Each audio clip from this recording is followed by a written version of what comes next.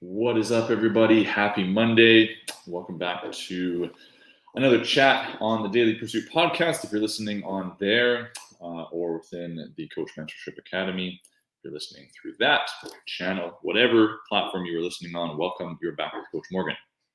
And I want to do a little bit Mindset Monday chat today around flow state, around kind of the flip side of flow state, and how we always kind of perceive flow state to be this sort of really positive place for us to be in, and something that many people are like, I'm trying to find that flow state, I'm trying to find that flow rhythm. And I think it's important for us to recognize that there's sort of two sides to the coin when it comes to flow state. There's two sides to what we can experience. And this came up for me. There's, as always, usually these comes up due to conversations I have. This concept came up for me through a really insightful conversation with a client of mine the other day around how she was experiencing flow state, but flow state in a way that wasn't actually serving her, wasn't actually conducive to her growing, to her feeling good, to her just propelling herself forward. And so I wanted to touch on this because this is something that I think is really powerful for us to become more aware of as individuals, and as we take more control within the process that we have. I'm, as anyone that knows me knows, I'm going to really heavily lean into you taking action and taking control of your environment and yourself, right? You are the one that needs to show up to do the work for yourself. And so when we can become more aware of the states in which we are in, when we're in a freeze state, when we're in a fight state, when we're in a flow state, what does that mean for us, right? And yes, I've characterized this with the title of the negative side to flow state, but it doesn't always mean that negative and positive is something I don't really like to use all the time. But for the purposes of today, I'm using it as the negative side to flow state. So just quickly, just touching on flow state in and of itself, let's consider a general definition of flow state. So there's a few different definitions that have been kind of passed around over the years. One that I like is flow state is a state in which people are so involved in an activity that nothing else seems to matter. The experience itself is so enjoyable that people will do it even at great cost for the sheer sake of doing it. Now, obviously, within that statement of itself, we're saying that the experience itself is so enjoyable. And the purpose of my talk today is to talk about the other side of that coin, which is that we can find ourselves sometimes in a flow state that doesn't actually serve us. And so there's another quote that I want to read right off the bat here, which was hypothesized back in 2012 by a guy named Schuler, which states the deep involvement in a task is usually described as a positive feeling. It is also associated with a loss of self-awareness, which means not thinking about the compatibility between one's current activity and one's future goals and personal values. Flow might produce short-term and long-term goal and psychological conflicts. And so this is something that I think is just a really, really interesting and powerful component to consider. Because we hear it a lot in sport, in life, where someone says, like, I was in that flow state, I was in that flow rhythm. And yes, there can be those times, and it's really powerful to get ourselves in a state of flow.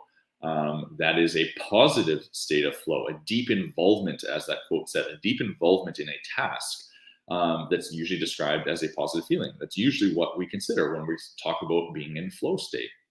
However, as that quote also outlines, it's also associated with a loss of self-awareness, which means not thinking about the compatibility between one's current activity and one's future goals and personal values. So when we do go into a flow state, that can sometimes mean that we've lost sight of what is actually our pursuit in that moment, from the perspective that we're just so involved in that moment that the goal that we actually have, the values that we hold, kind of get pushed aside, which is kind of odd, because you would think if we're going in a flow state, we must be in a flow state that's moving us towards our goals. That's why else would we go into flow? But the conversation that I had with a client of mine the other day kind of really connected with this, because she was in a flow state, and she was in a self-acknowledged flow state that was not one conducive to her goals or to her values or to what she wanted to do. However, she was in that flow state because it was just this full-on involvement of the task at hand. It was this full-on involvement of what was in front of her that needed to get done, quote unquote, and nothing else mattered. It was this deep involvement in that task and this loss of self-awareness, because deviating from that would feel uncomfortable. Deviating from that would feel kind of not in flow. And as we know, our mind and our body and our brain is always searching for that homeostatic state. It's always searching for that like neutral, like no free energy, no outside the realm. We want sort of straight and narrow kind of path, because that's our brain's safety, right? It makes it feel safe. So when we have something that is going on in our life, we can sometimes get lost in that, in a more or less a flow state, where we are so involved with it, and it's so all encompassing that we spend time and energy and just a whole bunch of focus, mental focus on this thing that really is actually separate from what we're actually wanting to accomplish, really is separate from our goals and our values.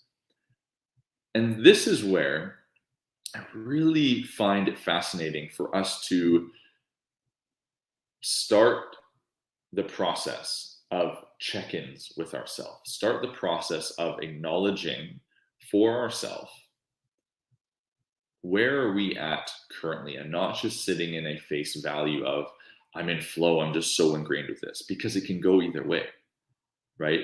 Flow state can go either way for ourselves. And this is what that goes on, like I said in that quote, flow might produce short-term and long-term goal and psychological conflicts, because you might be in such a flow because of just right now, you're just so caught up in this moment of stuff that you feel needs to happen or should be done. But then when you actually take that step back and acknowledge it from a different perspective, all of a sudden we start to see that it doesn't align with the goals that we have. We start to see that it doesn't align with the values that we hold, but we were just so encompassed by it. We were in flow. So I don't know, to me, that this is just something that's just really fascinating to me, right? The perceived sense of control in flow may result in us underestimating, our vulnerability or awareness of the moment, right? There's an actual research that looked at athletes, and Schuler, who did this research in 2012, looked at athletes and hypothesized that narrowed attention during flow could impact athletes' ability to note additional information that may be relevant for long-term self-regulation. So I'll say that again. Schuler hypothesized that narrowed attention during flow could impact athletes' ability to note additional information that may be relevant for long-term self-regulation. So being in flow with these athletes that were in flow, as much as we consider flow being a positive thing, that state of flow that they were in actually could cause them to miss important other information that would lead them to greater successes down the road. So this isn't to say that being in flow is all negative now and going that completely other direction, right? This isn't saying that, right? But the perceived, again, moving on with the quote, the perceived sense of control in flow may result in athletes underestimating their vulnerability and losing time awareness. Schuler reviewed all research that specifically explored negative consequences of flow. So this is what he looked at. And again, this is just what's really fascinating towards flow state, is that we are pursuing something that we have been taught or believed to be this state of excellence, of state of accomplishment. But it has to be deeper than that. We have to consider a few layers deeper than that for it to truly have the impact that we want in our life, for it truly to be productive for us. Because again, we could be in flow state and miss a bunch of other information, miss that we're not actually in line with our goals and our values. So as you are, I guess my whole point with this, as I bring it back to why I kind of wanted to jump on this, was as you are going through your journey and your process, as whatever that is for you in your career, in your health, your wellness, in your relationships, whatever the thing is, as you are going through that process and you find yourself in this state of like hyper-focused flow state, right? This sort of loss of self-awareness, we're in deep involvement in a task. I want you to make sure that you have moments of acknowledgement towards, is this in line with my goals and my values? Don't just search out trying to be in flow just because, quote unquote, being in flow is powerful and it's supposed to move the needle forward, and being in flow is like this crazy experience that allows you to do whatever. Yes, it allows you to do some deep work, it's deep involvement in a task. But if that task isn't in line with your goals and with your values that you hold and the impact that you want to leave, then really, what's the point of being in that flow state? Is that flow state really actually beneficial anymore? We can be in flow and not have it be beneficial for us, for our goals and our outcomes. But in order to understand that, we have to set up checkpoints for ourselves. We have to be truthful with ourselves, right? Because it's easy to get lost in something just because it feels good doing the thing. You feel like I'm doing, so I must be being productive, right? There's a difference between just doing a bunch of stuff and actually being productive with the stuff you're doing, right?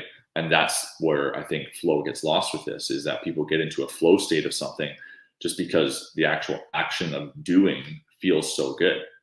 It fuels them, it feeds that sensation inside of them. However, it's not actually in line with their goals, right? There's conflict there. It's not actually in line with their personal values or the impact they want to leave in this world. So set up those checkpoints for yourself. Check in. Is this thing, like the task that I am so heavily involved with right now, does it actually make sense? Does it actually align with what my goals are, what my values are, and the impact that I want to leave in this world? My why. Does it align with that? If it does, and you're in that state, fucking double down on that. Keep going. But if there's some question at all that pops in your mind that's just like, nah, there's something off about this, maybe it's time to reflect and consider, what can I change? What do I need to adjust here? Just a little thought. This is kind of conversations that I love. I don't really have an answer to it myself. Just something I want to pop on here, have a chat with you all about. The negative side of flow. What do you think? Let me know. Leave a comment. Send me your thoughts. Send me a DM. I'd love to chat this out further with you. Have a fantastic day, everybody. Level up.